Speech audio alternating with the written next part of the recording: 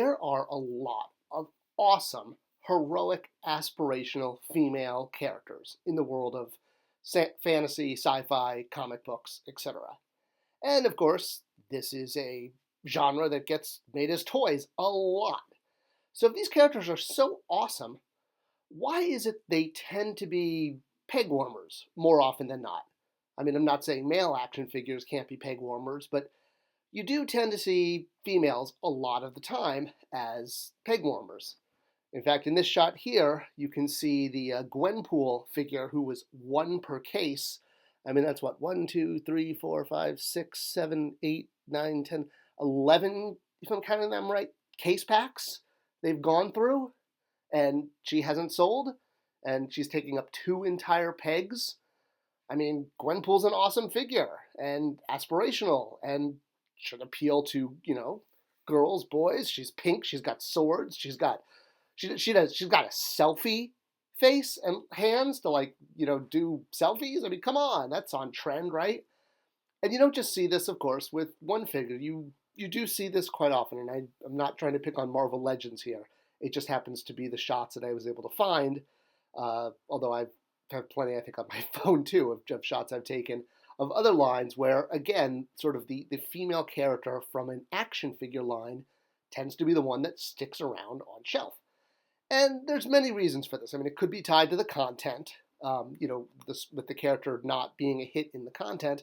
But in general, you do see this as far as female action figures sticking around a lot longer.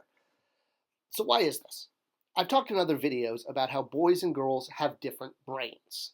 And, I don't mean this in like a Frankenstein kind of way. I mean scientifically, boys and girls, males and females, process information differently. The way our brains work are very different, and this is a scientific fact. As an illustration of this, just look at the way girls and boys play.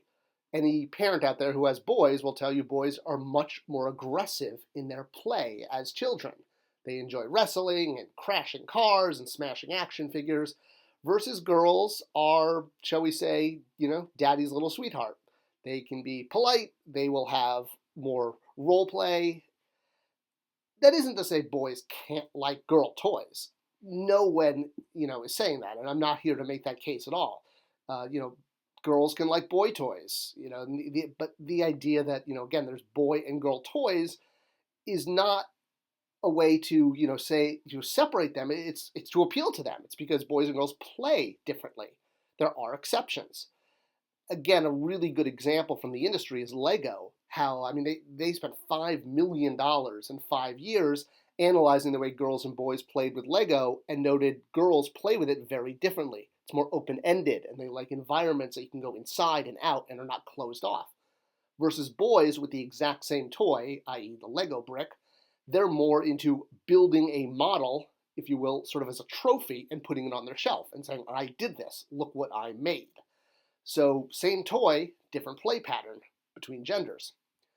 So let's do a quick recap of action figures versus dolls as a background. So action figures like this Iron Man figure here, articulated, made of plastic, action figure, right? Not a doll.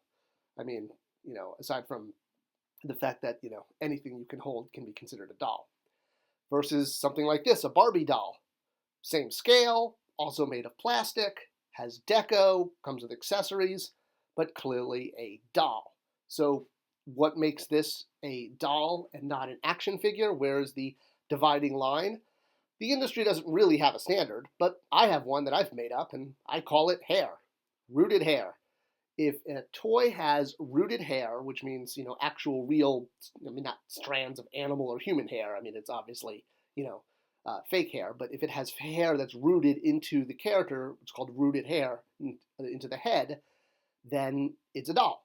Obviously, there's exceptions. The vintage Titus figure from Masters of the Universe had rooted hair. This does happen. There are action figures that have rooted hair, and there are dolls that have plastic hair. So it's not a universal rule. Another good exception is the McFarlane Toys Malbolgia figure. Also has a tuft of rooted hair. In this case, I would call these more of a feature, the way a figure might have glow-in-the-dark, plastic or light up. And you will see things like this example from Forces of Destiny where characters with rooted hair that are dolls are sold in the action figure aisle. And that's a big reason, I think, why this didn't work, is you had a doll that was not in the doll aisle. I think these would have done great if they were in the doll aisle. All right, so let's get back to action figures and why it is that the female figures tend to become the peg warmers at the end of the day. Now, we also have to look at doll lines and how dolls sort of have a token male figure. I mean, yes, I know there's more than just Ken in the Barbie line. He's not the only male, but he's pretty much, I mean, he's the known one. And if you look back, especially at vintage toys like G.I. Joe, Transformers, Star Wars, Motu, Thundercats from the 80s, most toy lines, especially at launch, had kind of one, call it token female character. And it honestly isn't that complicated why this is, and it's nothing about sexism, it's nothing about feminism or masculinity, it's about storytelling. The reason that there are female figures in action figure lines is directly related to storytelling and the way children engage with action figure product. So while collectors, we do acquisition and display for our toys, for kids it's about storytelling. And when you have a figure of the opposite sex, be it a Ken doll in the Barbie line or a Scarlet action figure in G.I. Joe, it opens the possibility of deeper storytelling. Whether you're telling a romantic story and you have characters going on a date or getting together, or you have characters getting into a fight. It's a lot easier for children to create this drama when there are two different genders, two different sexes represented, because it lends itself to creating drama. Drama is the core of all storytelling.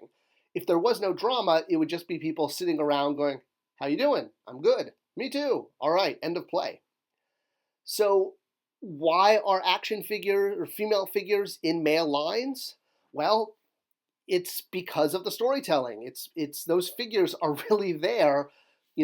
Princess Leia gets kidnapped, and now Han Solo, Luke, and Chewie have to go rescue her. Oh, look, there's the storyline. Yes, sure, Chewbacca could get captured, but for kids, it's a lot easier to, especially for boys, to see the female as the character that needs to be rescued. And this is not about, male chauvinism or masculinity. I honestly want to explain why you see things like Tila or Princess Leia as the lone female in the line. And yes, I know Star Wars, the original movie, only had Aunt Beru is the only other female in the movie, but that's besides the point. So yes, there are some amazing aspirational role models for girls in science fiction and fantasy and comic books. I'm not, trying at all to say that these characters shouldn't be aspirational for girls. But for kids' play, these characters tend to get put into a stereotype of sort of save me or be my romantic interest. There are great dolls of these characters for girls. The way girls play with hair play and dressing them up, these are girl play patterns, and you can buy dolls of these aspirational characters the same way you can buy action figures of them. But when these characters are in girls' lines for girl play, the way girls engage with toys, they're there for dress up, for hair play, and that type of play. When the same kind of characters, the same females are in an action figure line, even if they have, awesome lightning throwing superpowers, they tend to be cast as the damsel in distress. They tend to be sort of the MacGuffin that needs to be rescued in boys' adventures. I'm not saying all boys play like this, but it's the reason why females get included in action figure lines, even when, as I said in the very beginning, they wind up as peg warmers, because they create the sort of impetus to create a storyline, to create romance, to create the need to save them.